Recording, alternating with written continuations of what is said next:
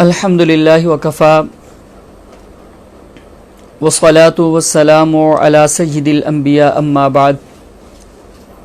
فاعوذ باللہ السمیع العلیم من الشیطان الرجیم بسم اللہ الرحمن الرحیم ولا یغتب بعضکم بعضا ایحب احدکم ان یأکل لحم اخیہ میتا فکرہتموہ واتقوا اللہ ان اللہ تواب الرحیم۔ محترم سامعین کرام،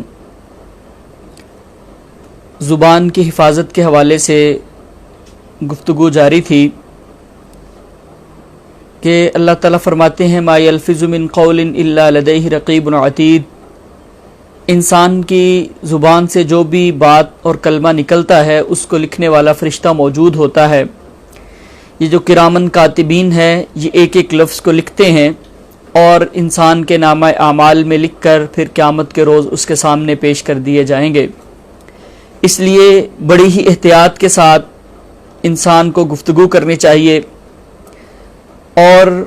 اس کی حد الوسع یہ کوشش ہونی چاہیے کہ اس کی زبان سے کسی مسلمان کو تکلیف نہ پہنچے، کوئی بے حیائی کی بات نہ ہو، کوئی گناہ اور نافرمانی کی بات اس کی زبان سے نہ نکلے، بلکہ اس کی زبان جو ہے وہ اللہ تعالیٰ کے ذکر اور نیکی کے کاموں اور عبادت کی باتوں میں مصروف رہے۔ پچھلے لیکچر میں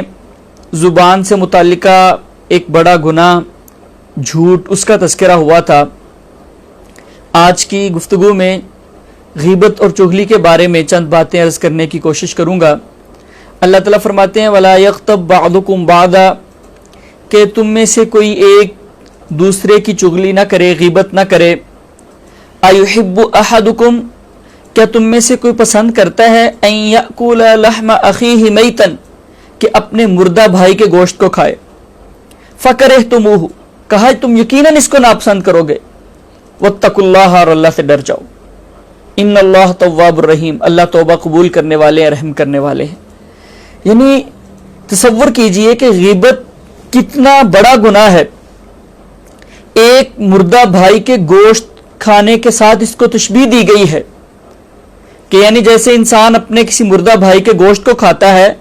اس کے فوت ہونے کے بعد اس کی بے حرمتی کرتا ہے، اسی طرح غیبت کرنے والا شخص بھی جو ہے وہ دوسروں کی عزت کو خراب کر رہا ہوتا ہے، ان کی بے حرمتی کر رہا ہوتا ہے۔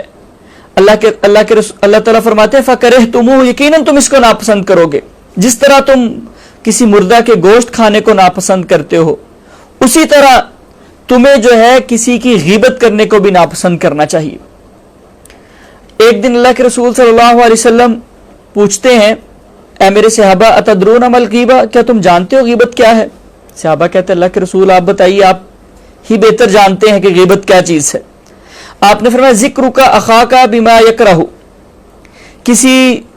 بھائی کی غیر موجودگی میں اس کی ایسی بات کا تذکرہ کرنا جس کو وہ ناپسند کرتا ہو۔ وہ اس کا کوئی جسمانی عیب بھی ہو سکتا ہے، وہ اس کی کوئی بری عادت ہو سکتی ہے،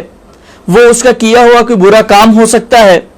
اس کے اندر کوئی بھی جو غلط چیز پائی جاتی ہے، وہ اگر آپ اس کی غیر موجودگی میں اس کا تذکرہ کرتے ہیں تو یہ غیبت ہے۔ اب صحابی سوال کرتے ہیں اللہ کے رسول صلی اللہ علیہ وسلم،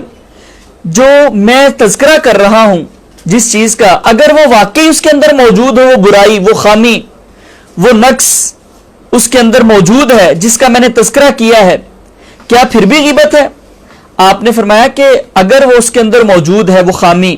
وہ نقص، وہ عیب، وہ برائی اس کے اندر موجود ہے، فقط اغتبتہ، تو تم نے اس کی غیبت کی ہے۔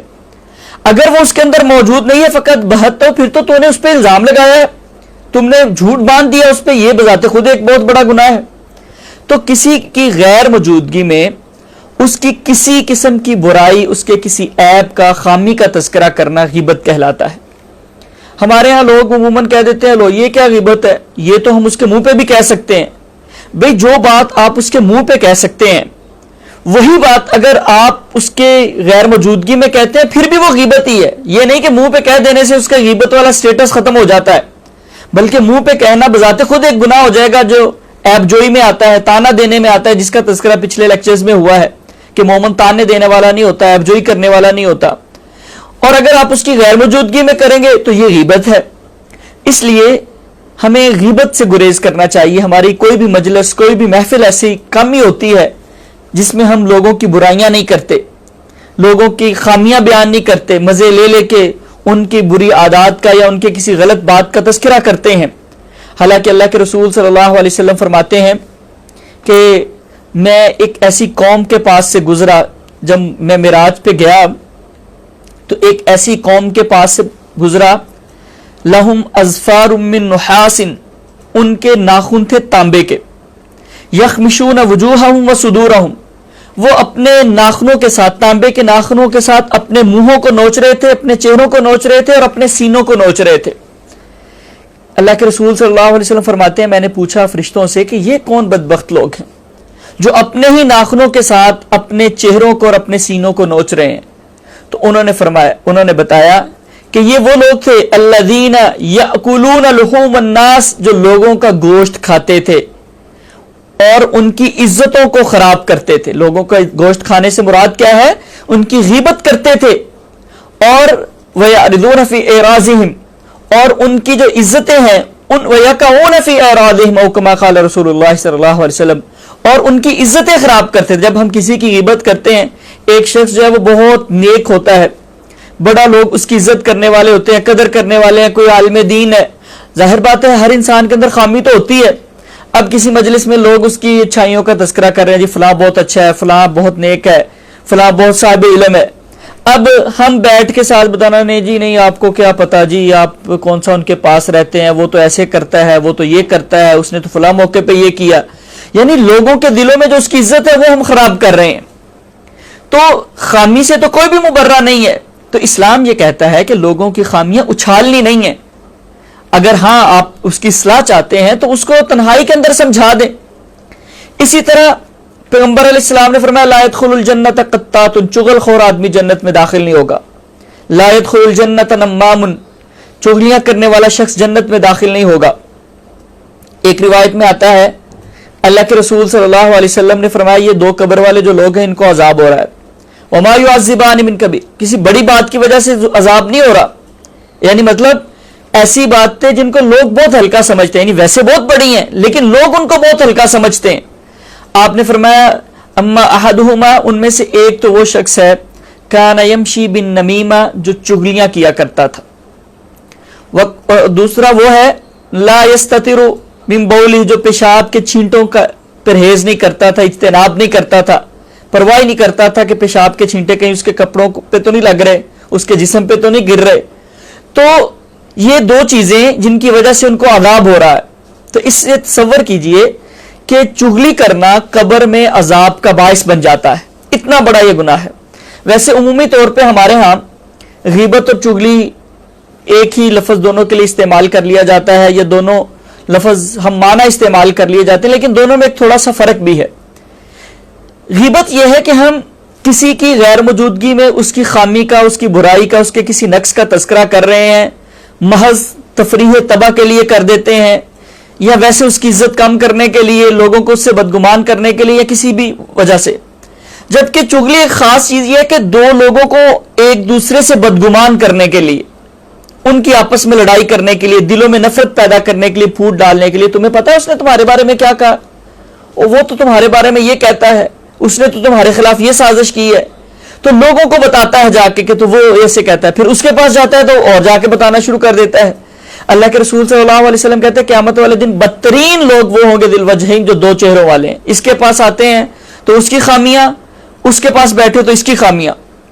تو یہ جو غیبت اور چغلی ہے نا، یہ دو ایسی عادات ہیں جس کا انسان کو دنیا میں بھی بہت زیادہ نقصان ہوتا ہے اور آخرت میں بھی یہ بہت زیادہ عذاب کا باعث بننے والی چیزیں ہیں. اس لیے ہمیں اس سے گریز کرنا چاہیے. ہاں کچھ صورتیں ایسی ہیں جس میں شریعت نے کسی کی خامی کو بیان کرنے کی اجازت دی ہے. جیسے اگر آپ کسی کی اصلاح کے لیے، آپ کوئی بندہ غلط کام کر رہا ہے، آپ اس کے کسی گھر والے کو، کسی بڑے کو، صرف اس شخص کو جو اس کو سمجھا سکتا ہے، اس نیت سے جا کے بتاتے ہیں کہ یہ اس کو سمجھا لے گا، اس برائی سے اس کو روکنے کے لیے، اس کی خیر خواہی کی خاطر. یہ نہیں کہ اس کی عزت کو خراب کرنے کے لیے، یا اس کو اپنے گھر والوں کی نظروں میں برا بنانے کے لیے، یا اپنے آپ کو ان کی نظروں میں اچھا بنانے کے لیے اور خیر خواہ ثابت کرنے کے لیے، مقصد صرف یہ ہو کہ یہ اس کو سمجھا لے گا، ایسی صورت میں اگر جا کے اس کی کسی خامی کا تذکرہ کر دیا جائے تو اس کی اجازت ہے۔ یا دوسری ایک صورت یہ ہوتی ہے کہ کوئی آپ سے مشورہ لیتا ہے، کسی نے کسی جگہ پہ کوئی رشتہ طے کرنا ہے، کسی کے ساتھ کاروبار کرنا چاہتا ہے، کوئی لین دین کا معاملہ کرنا چاہتا ہے، کوئی کسی جگہ پہ گھر خریدنا چاہتا ہے، تو وہ پوچھتا ہے جی بتائیے ان ہمسایوں کے بارے میں بتا دیجئے۔ تو ایسی صورت میں جب کوئی آپ سے مشورہ کر رہا ہے تو پھر اگر آپ اس مشورے میں اس کی خوبیاں اور خامیاں دونوں بیان کر دیتے ہیں تو وہ بہرحال چغلی کے زمرے میں نہیں آئے گا، کیونکہ آپ تو اس بندے کی خیر خواہی کے لیے اس کو چیز کے دونوں پہلو بتا رہے ہیں۔ جیسے نبی صلی اللہ علیہ وسلم کے پاس ایک خاتون نے آ کے کہا اللہ کے رسول صلی اللہ علیہ وسلم مجھے 2 لوگوں نے نکاح کا پیغام بھیجا ہے، تو پیغمبر علیہ السلام نے دونوں کی جو خصوصیات تھی ان کا تذکرہ کر دیا، جو ان کے اندر کچھ خامیاں تھی اس کا بھی تذکرہ فرما دیا کہ اس کے اندر یہ خامی ہے، اس کے اندر یہ خامی ہے، تاکہ اس کو بات کلیئر ہو جائے۔ تو اس طرح کی اگر کوئی صورتحال بن جاتی ہے تو پھر تو کسی کی خامی کا اصلاح کی خاطر، کسی کو نقصان سے بچانے کے لیے کوئی کسی کے ساتھ دوستی کر رہا ہے، اس کے ساتھ تعلق بڑھا رہا ہے اور آپ کو پتہ ہے کہ یہ برا شخص ہے، اس کو نقصان پہنچائے گا، تو پھر اس کو علیحدگی میں سمجھایا جا سکتا ہے کہ یار جس کے ساتھ تم تعلق بنانے جا رہے ہو نا، اس کے اندر یہ خامی ہے، وہ تمہیں یہ نقصان پہنچا سکتا ہے۔ تو ایسی صورت کے علاوہ قطعاً کسی بھی مسلمان بھائی کی کسی غلطی کا، اس کے کسی عیب کا، اس کی کسی خامی کا، اس کے کسی جسمانی نقص کا، یا کسی بھی قسم کے اس کی برائی کا، اس کی غیر موجودگی میں تذکرہ کرنا شریعت نے اس کو حرام قرار دیا ہے، اور اس کی سزا پیغمبر علیہ السلام نے یہ بتائی ہے کہ ان لوگوں کو تانبے کے ناخن دیے جائیں گے اور اس کے ساتھ وہ اپنے چہروں کو اور اپنے سینوں کو نوچ رہے ہوں گے۔ اللہ تعالیٰ سے دعا ہے کہ اللہ تعالیٰ ہمیں عمل کی توفیق نصیب فرمائے اور اپنی زبان کی حفاظت کرنے کی توفیق نصیب فرمائے، اور اس کا اس طرح کا استعمال کرنے کی توفیق دے کہ اس سے کسی مسلمان کو تکلیف نہ پہنچے، اور ہمارے نامہ اعمال میں اس سے نیکیاں لکھی جائیں، گناہ نہ لکھے جائیں۔ وما علیہ الا البلاغ۔